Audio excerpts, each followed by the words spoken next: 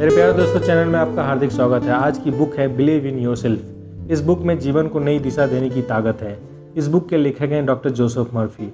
अगर आप भी यह जानना चाहते हैं कि जीवन जीने का सबसे उत्तम रास्ता क्या होता है, या आप यह जानना चाहते हैं कि जीवन की विभिन्न समस्या को कैसे हल किया जाए, या आप जीवन में बेहतर फाइनेंशियल स्टेटस प्राप्त करना चाहते हैं, इन सभी सवालों का जवाब हमें इस बुक समरी में मिलेगा। बने रहिए हमारे साथ। यह बुक 3 भागों में विभाजित है। पहला भाग हमें बताता है कि कैसे हम अपने सपनों को हकीकत में बदल सकते हैं। दूसरा भाग यह बताता है कि अवचेतन मन का उपयोग हमारे जीवन में कैसे होना चाहिए। तीसरा भाग यह बताता है कि कैसे हम सफलता की कल्पना करें कि अवचेतन मन हमारी कल्पना को सत्य में बदलने के लिए बाध्य हो जाए। सो दोस्तों, लेट्स स्टार्ट। कल्पना करना एक आम बात है, किंतु क्या आपको पता है, अगर हम अपनी कल्पना को अनुशासित कर लें तो यही कल्पना हमें हमारे भाग्य निर्माता बना सकती है। जी हाँ, आपने सही सुना। इसी कल्पना से हम अपने भाग्य का निर्माण कर सकते हैं। यह कैसे संभव होगा, यह वीडियो के अंत में आपको पता चलेगा। विद्यालय और दिमाग की संरचना लगभग समान होती है। जिस प्रकार अलग अलग कक्षाएं स्कूल में होती हैं, उसी प्रकार मस्तिष्क में भी लगभग 12 कक्षाएं होती है। इनमें से सबसे मुख्य कक्षा इमेजिनेशन वाली होती है। इसी कक्षा में हमारे आइडियाज़ को इमेजिनेशन के रास्ते प्रैक्टिकल रूप में बदला जाता है। इसे क्रिएटिव माइंड कहा जाता है। हम लोगों में से 90% ऐसे हैं जिन्हें मस्तिष्क के इस नियम के बारे में तनिक भी जानकारी नहीं। इतिहास के पन्नों में जितने भी वैज्ञानिक, कलाकार और आविष्कारक हुए हैं, इन सब ने दिमाग के इस नियम का उपयोग किया है। जब समानता किसी भी काम को नामुमकिन समझा जाता है, तो इस तरह के काम को वे लोग मुमकिन कर देते हैं जो दिमाग के सुपर पावर को अच्छी तरह समझते हैं। यूके के मेंटल स्कूल के शिक्षक थॉमस स्टुअर्ट कहते हैं कि दिमाग से भी काम कराने के नियम होते हैं। यह नियम है एहसास ही नियम है, और नियम ही एहसास है।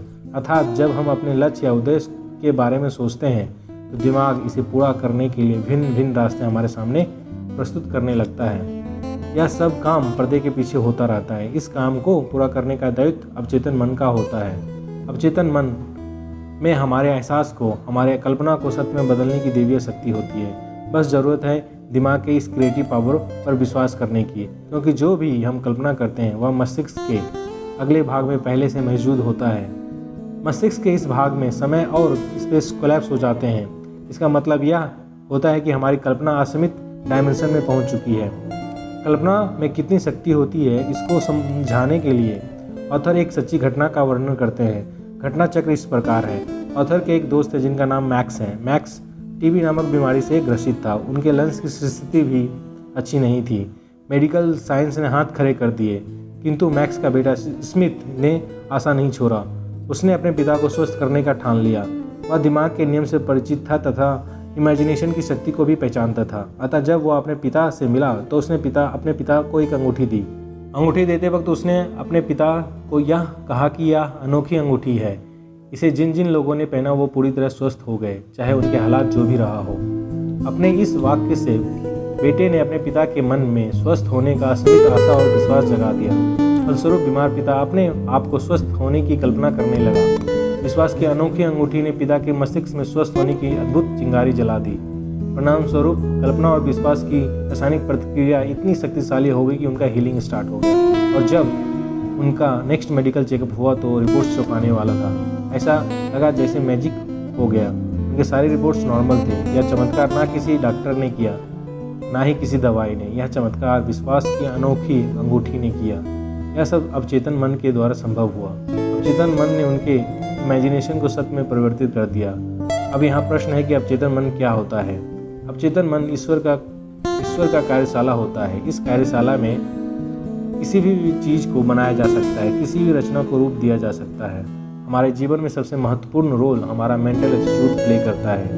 कहने का तात्पर्य यह है कि हमारी मानसिक प्रतिक्रिया कैसी होती है जब हम संकट में होते हैं, या जब हम खुश होते हैं, या जब हम सफलता हासिल करते हैं, या जब हमें विफलता से सामना करना पड़ता है। हमारा दैनिक जीवन जब बाहरी कारकों से हमारे मर्जी के बिना हमें प्रभावित नहीं करता, तो यह इस बात का सूचक है कि हम राइट मेंटल एटीट्यूड डेवलप कर चुके हैं। हमारा अवचेतन मन आकर्षण के नियम के अनुसार काम करता है।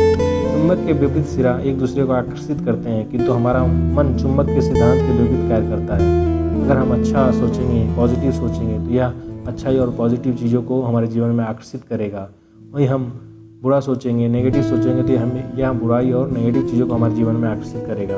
एक शब्द में कहा जाए तो हम यह कहेंगे कि मेंटल एटीट्यूड की रूपरेखा हमारी कल्पना से निर्धारित होती है। हमारा अवचेतन मन कल्पना के असीमित खजाने वाली घर होती है। जितने भी रचनाकार हुए हैं, चाहे वो साहित्य के क्षेत्र में हो या निर्माण के क्षेत्र में, इन सब की रचना इमेजिनेशन एक्सप्रेशन का ही परिणाम होता है। आज हमारे जीवन को आरामदायक बनाने वाली जितनी भी वस्तुएं हैं, उन सभी की उत्पत्ति सर्वप्रथम आविष्कारक के कल्पना में हुई, जिसे बाद में वास्तविकता में बदला गया। चाहे वो वास्को डी गामा द्वारा भारत की खोज हो या आइंस्टीन के द्वारा रिलेटिविटी की थ्योरी, हमें अवचेतन मन के रूप में दैवीय शक्ति प्राप्त है।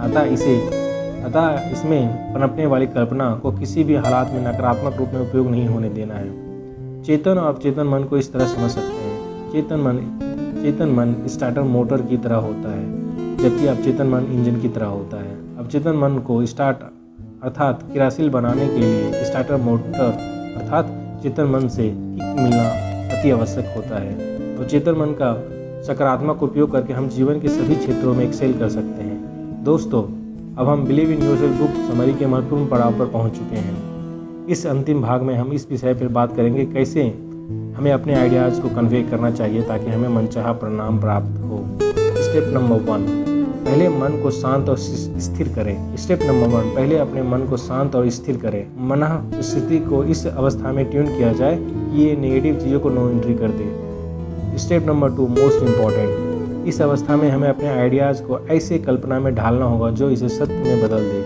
कल्पना शक्ति को और भी अधिक वाइब्रेंट बनाने के लिए हमें कल्पना के फुलफिलमेंट के सीनरी को विजुलाइज करना होगा।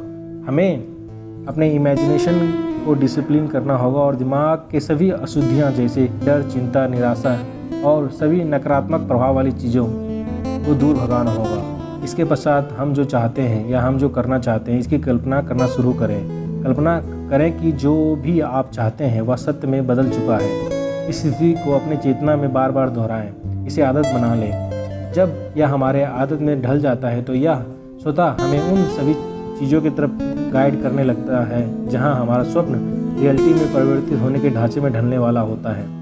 एग्जाम्पल के तौर पे समझ लें आपके घुटने में तकलीफ है और आप चलने में असमर्थ हैं।